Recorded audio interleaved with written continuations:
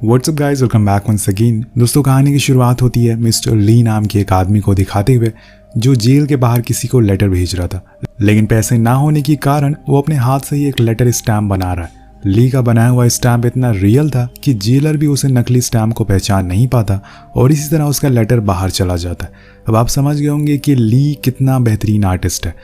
अब उसके ऊपर इल्ज़ाम है कि वो नकली नोट को प्रिंट करके मार्केट में सप्लाई करता था। पुलिस को ये तो श्योरिटी थी कि ये काम ली ने किया है, लेकिन इस काम के दौरान जो चोरियां और मर्डर हुए थे उन पर ली कहता है कि वो उसने नहीं बल्कि आर्टिस्ट ने किया है।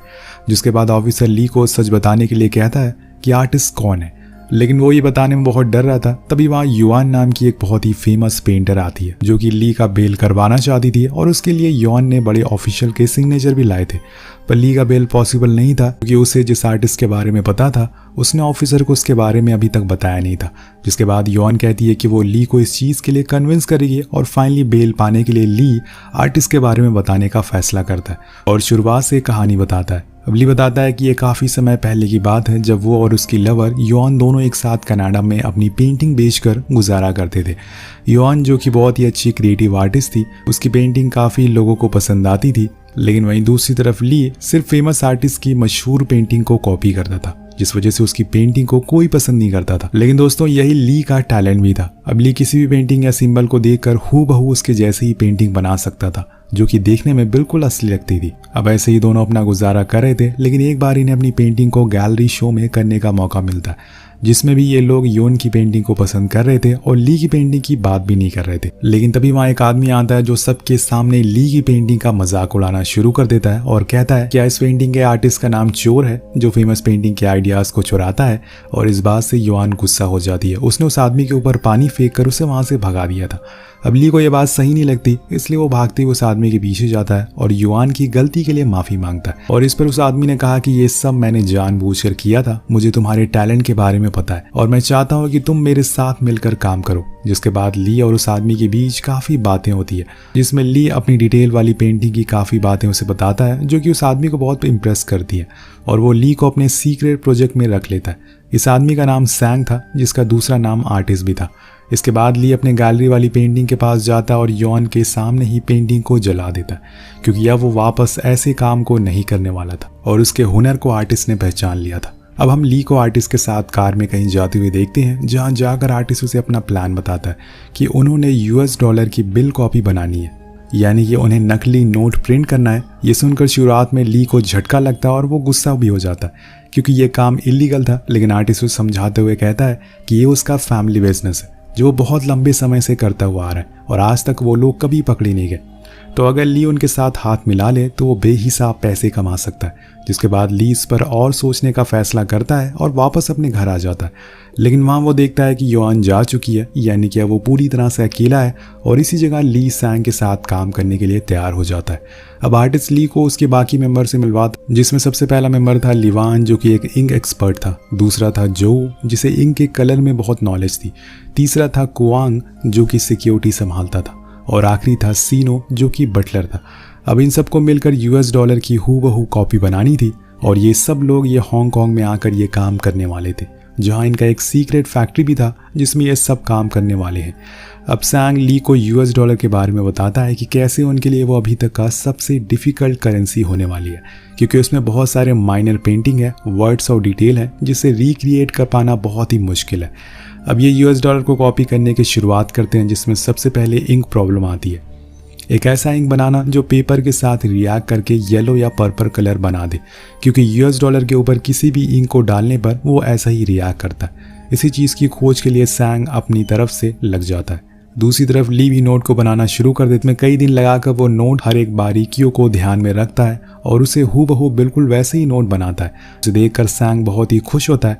अब बारी होती है नोट के वाटरमार्क की, जिसमें इन्हें नोट के बीच में फोटोज दिखानी है, जिसके लिए सैंग सबको एक आइडिया सजेस्ट करता है जिसमें वो 3 प्रिंट बनाएंगे। वाटरमार्क वाला प्रिंट को बचे 2 प्रिंट के बीच में डालेंगे जिससे कि वाटरमार्क इफेक्ट आ सकता है और ये आइडिया सबको पसंद भी आता है। अब धीरे धीरे करके इनका डॉलर पूरा बनता जा रहा था, लेकिन फिर भी उसमें एक कमी थी जो कि थी उसकी नॉन एसिड वाली पेपर। अब सैंग को इस बात का पता था कि यूएस गवर्नमेंट करेंसी बनाने के लिए पेपर का इस्तेमाल करते हैं और बचे हुए पेपर को टेलीफोन डायरेक्टरी बनाने के लिए भेज देते हैं।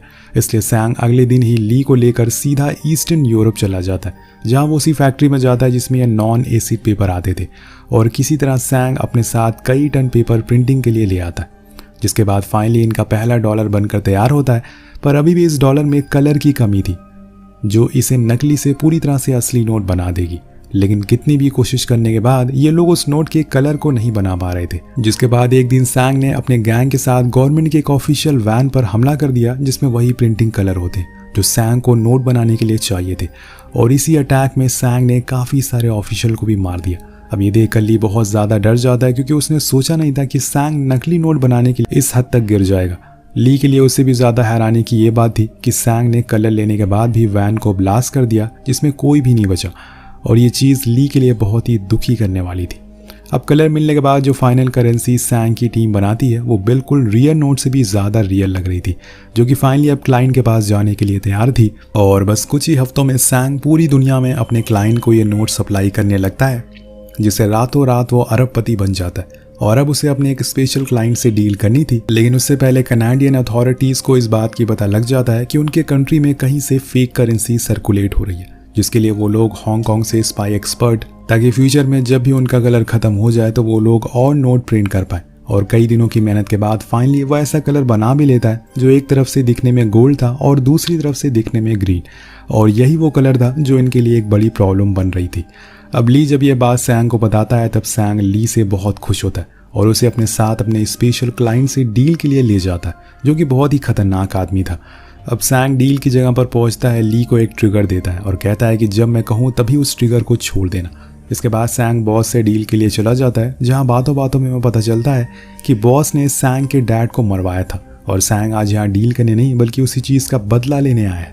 जिसके बाद दोनों में बहस हो जाती है और ली सैंग के कहने पर ट्रिगर को छोड़ देता है, जिससे वहाँ खड़ी गाड़ी में एक धमाका होता है और चारों तरफ गोलियां चलना शुरू हो जाती है, ब्लास्ट हो जाते हैं, चारों तरफ फायरिंग होती है। इसमें सैंग लगभग बॉस के सभी लोगों को मार देता है, पर तभी ली बॉस के एक मेंबर साओ को देखता है जो कि जल रही थी, और ली जाकर फिर से साओ को बचा लेता है। अब यहाँ साओ की आग में जलने की वजह से उसका आधा चेहरा खराब हो गया था, इसलिए उसकी प्लास्टिक सर्जरी करवाई जाती है, जिससे उसे नया चेहरा दिया जाता है और सैंग आकर उसे एक फेक पासपोर्ट भी देता है जिसमें उसका नाम होता है युआन, जो कि ली की गर्लफ्रेंड का नाम था। आगे जाकर साओ को ये भी पता चलता है कि युआन ली की गर्लफ्रेंड है, और यहाँ तक कि उसे जो चेहरा दिया गया है वो भी युआन का ही है, और उसे ये बात अच्छी नहीं लगती। अब सैंग का जी के साथ डील का समय पास आ रहा था और सैंग को उस वक्त इस डील में कुछ तो गलत लगा, क्योंकि जिस तरह से जी, जिसका कोई पास्ट रिकॉर्ड नहीं है, वो उनका अचानक क्लाइंट कैसे बन जाता है, और सैंग यहाँ पर सही भी होता है। अब हर चीज़ को शुरुआत से पता करने के बाद सैंग को पता चलता है कि जी कोई बाया नहीं बल्कि एक स्पाई है, लेकिन जी उसके करीब आया कैसे। जिसके बाद सैंग को पता चलता है कि उसी की टीम मेंबर जोउ ने नकली नोट से कनाडा में एक ओल्ड चाइनीज़ क्लॉक खरीदी, और इसी वजह से पुलिस ऑफिसर को नकली नोट का पता चला और उसी के ज़रिए वो लोगों ने सैंग को अपने स्पाई भेजे। अब सैंग सबसे पहले जोउ को ढूंढता और उसे मार डालता है, क्योंकि उनके बिजनेस का ये वसूल है कि उनके बनाए हुए नोटों से कोई भी मेंबर कुछ खरीद नहीं सकता। लेकिन अब जोउ ने ये रूल तोड़ दिया था, जिस वजह से उसे अपनी जान गंवानी पड़ती है। अब जैंग जोउ को तो मार डालता है, लेकिन वो फिर भी जी के साथ डील कैंसिल नहीं करता, और इसका कारण था कि वो जी को भी मारना चाहता था। इसलिए वो डील वाले दिन जी से मिलने आता है और मौका देखकर उसे भी मार डालता है। अब आगे सैंग ली के सामने उसकी गर्लफ्रेंड युआन और उसके फियांसे को लेकर आता है, और ली उसके फियांसे को मारने के लिए कहता है, लेकिन ली ऐसा नहीं करता और उल्टा सैंग पर ही गन पॉइंट करके चला देता है, जिससे वहाँ पर अंधाधुंध फायरिंग होना शुरू हो जाती है और इसमें युआन के फियांसे की मौत हो जाती है। अब इस पूरे हादसे में ली भी फायरिंग में मारा जाता है और साओ पीछे से सैंग के मेंबर पर फायरिंग स्टार्ट कर देती है, जिसमें हर एक मेंबर मार दिया जाता है, सिर्फ सैंग ही बचता है। एंड में सैंग और ली एक दूसरे के सामने होते हैं और इस बार ली सैंग को शूट करके मार डालता है। अब इस पूरे क्लैश के बाद वहाँ पर ऑफिसर का आना पक्का, इसलिए साओ ली को लेकर वहाँ से दूसरी जगह चली जाती है। अब कुछ दिनों बाद ली को पता चलता है कि ऑफिसर को सैंग की बॉडी नहीं मिली, यानी कि वो अभी जिंदा है और वो उसे बदला भी लेगा। ली को ये भी पता था कि अगर सैंग जिंदा है तो वो युआन को भी नहीं छोड़ेगा, इसलिए ली युआन के पास जाने का फैसला करता है। लेकिन सफ़र के बीच में ही ऑफिसर को पता चल जाता है कि उसके पास फेक नोट है और उसे गिरफ्तार कर लिया जाता है। अब जाते हुए ली जब रोड की दूसरी तरफ देखता है तब उसे सैंग मुस्कुराते हुए दिखता है, यानी कि सैंग जिंदा था और वो युआन से बदला लेगा। अब कहानी फिर से प्रेजेंट में आती है, जहाँ ली ने ऑफिसर को आर्टिस्ट के बारे में बता दिया था। ऑफिसर के पास अब स्केच भी था और वो कैसा दिखता है उसे ये भी बताता, जिसके बाद ली को छोड़ दिया जाता है। अब ऐसे ही कई दिन निकल जाते हैं, लेकिन आर्टिस्ट नहीं पकड़ा जा रहा था। पर एक दिन ऑफिसर वू को आर्टिस्ट जैसा ही दिखने वाला एक ऑफिसर दिखता है, जिसे किसी तरह से पकड़ लिया जाता है। जिसके बाद सब लोग ये होप कर रहे थे कि यही ऑफिसर सैंग यानी कि आर्टिस्ट है, लेकिन वो ऑफिसर कहता है कि वो बस एक पुलिस वाला है और वो लोग चाहे तो इस चीज़ को वेरीफाई भी कर सकते हैं, और होता भी ऐसे ही है। वो ऑफिसर एक नॉर्मल ऑफिसर होता है, लेकिन फिर ली ने जिस आदमी का चेहरा बताया था वो कौन था, और यहाँ पर खुलता है मूवी का मेन प्लॉट। असल में आर्टिस्ट या सैंग जैसा कोई आदमी था ही नहीं, ये सब बस ली का बनाया हुआ प्लान था। ली ही वो था जिसने फेक करेंसी प्रिंट करने का प्लान बनाया, उसने पूरी दुनिया में सप्लाई किया, और जितने भी लोग इसमें मारे गए उन सबको ली ने ही मारा था। आर्टिस्ट जिसका चेहरा ली ने ऑफिसर को बताया था, वो उस ऑफिसर का चेहरा था जिसने ली को एयरपोर्ट से जेल लाया था। अब वो इस बात को समझ जाती है और वो सीधे ली को फिर से पकड़ने के लिए निकल जाती है। दूसरी तरफ हम ली और साओ को देखते हैं, जो फिलीपीन जा रहे थे, लेकिन तभी बीच में बोट रोककर साओ कहती है कि उसे पता है कि ली उसे नहीं बल्कि उसके ऊपर लगे योआन के चेहरे से प्यार करता है, लेकिन वो ली के साथ ही रहना चाहती है। तब तक वहां पर ऑफिशियल आ जाते हैं जो कि ली के बोट को चारों तरफ से घेर लेते हैं। पर यहाँ साओ का कुछ और ही प्लान था।